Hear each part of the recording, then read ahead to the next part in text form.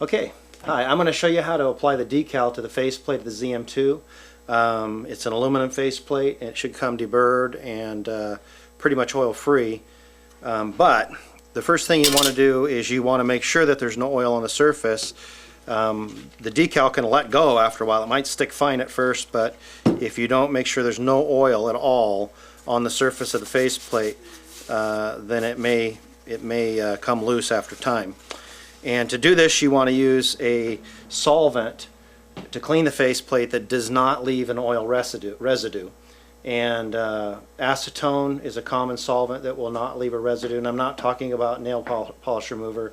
They have things in them that may leave a residue. I'm talking acetone, or you could use methyl ethyl ketone. I wouldn't go by that. But acetone, I'm using isopropyl alcohol. In a print shop, we have this as a standard chemical we use a lot. And really, that's just basically rubbing alcohol. You can use rubbing alcohol. It has 20 or 30% water in it. Ours has no water in it. This is 99% pure isopropyl alcohol. So if I use mine without water, it'll be dry here just in a matter of seconds. If you use the rubbing alcohol from your kitchen or your bathroom, whatever, see, it's dry already. It'll take longer than that to dry. Just make sure it's dry too. So the first thing you do is clean the surface of your faceplate. The next thing you want to do is take your label, and I'm using a light table. You can see it here. You can also use a window, and so what the objective is to get light to come through the decal, and so you can see where the holes are and line it up using the light. And I'm going to use the light table. If you do this on an outside window, you can come up with the same result. So, okay, so I've taken the backing off, and I'm going to lay this on the light table. You need to stick that down, so you get a couple pieces of tape, and I bend over the edge of the tape, kind of double it over on the ends so I can get it up easy. And you just want to put this outside of the little line. There's a little black line, and that tells you in theory where the edge of the faceplate goes, and you want your tape to go down there. Then if you take your faceplate, don't touch this side, on the back side, take another piece of tape and make a little handle. Sometimes it's easier than other times. Okay, so I've got a little handle. I got something to hold on to the faceplate from the back. I don't have to use the edges. And let's see that? Okay, metal is very hard to photograph. So okay, I basically can hover over this and get it lined up. And I kind of use my other hand to get help a little bit.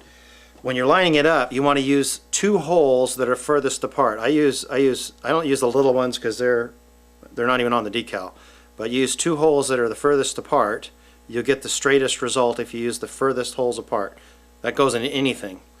So I'm going to use two holes that are the furthest apart, and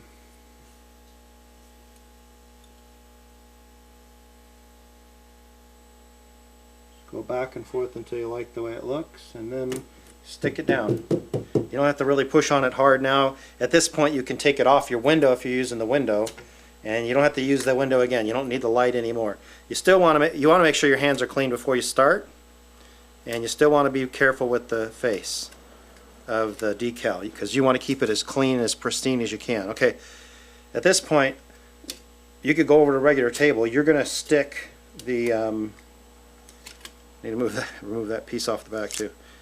You're going to want to stick the decal down more firmly, and I like to protect it with the backing, and I've actually done this a couple of times here. So you can lay the backing on there and you rub with your fingers over the backing so that you don't get anything off your fingers onto the decal. You can use something like a straight piece of plastic, a ballpoint pen edge. The edge is a ballpoint pen, something that's smooth. I use a J-roller, and that's actually what this is supposed to be used for. Stick things down. I wouldn't go buy one just for this one faceplate. Okay, so once I get it down firmly and I'm happy with it, I'm going to trim the faceplate. And I'm going to use a file to do it. I'll show you that in a second. You can also just use a real sharp knife. So a razor blade, in this case it's a graphics knife. You could use a box knife, and you push against the edge of the aluminum. So let's see, I don't know if it'll focus. Yeah, it looks like it's, you want to actually cut against. You don't want to draw back. You want to cut against the edge of the aluminum. Okay. I use this. I do it this way. This is just the way I've done it. Leaves a little bit of a metallic edge showing, and when you're doing a whole bunch of them, this just gives the best result. Sorry about the sound. Drives my wife crazy if she's standing near this. Okay. Pull it off. And that's it. So you want to have as little contact with the face as you can. Okay, it's down.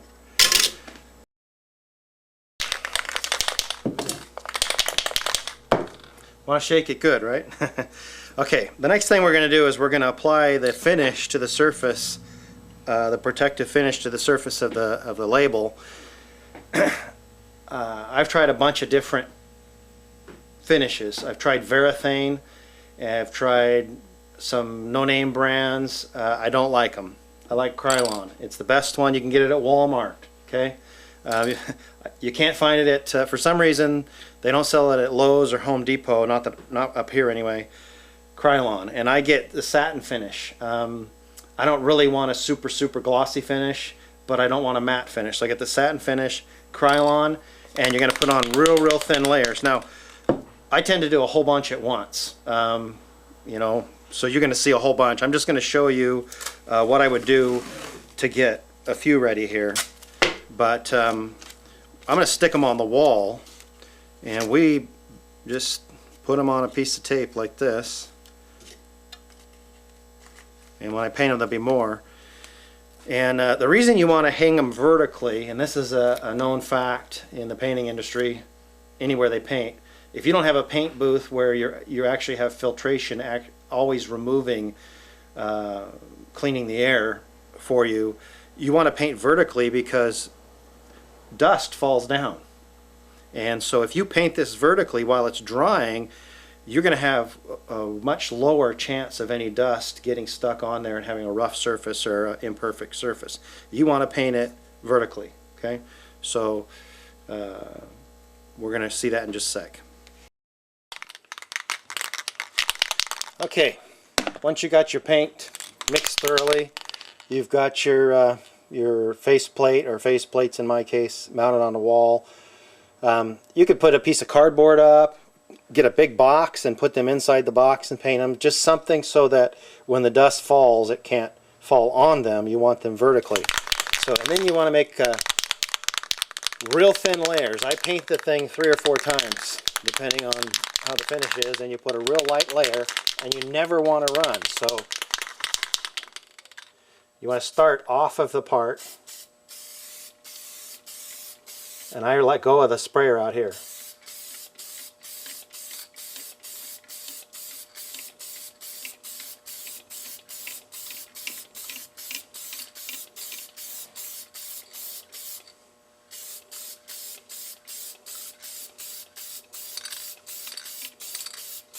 Okay, I'm going to come back in about 20 minutes and put another coat on. Good job. It's worth doing a good job. So basically it's going to take me an hour to paint these. I'll come back a few times, and then I'm going to let them dry overnight just to be sure they're dry enough. The final step after we've got the finish on there, and I don't know if you can see, I think if I do this just right you might see it shiny. There you go. I think you can see it there. Just a little bit of a sheen to it. See that? So I don't like it super shiny. Just enough, basically it won't accept fingerprints and won't tend to pick up stuff.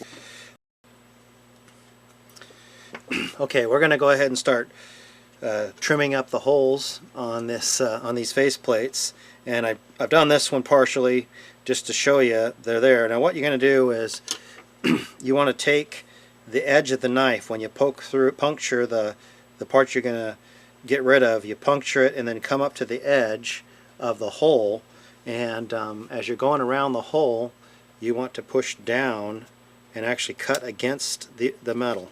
So you always want to push down against the metal. So let's see, I can show you here.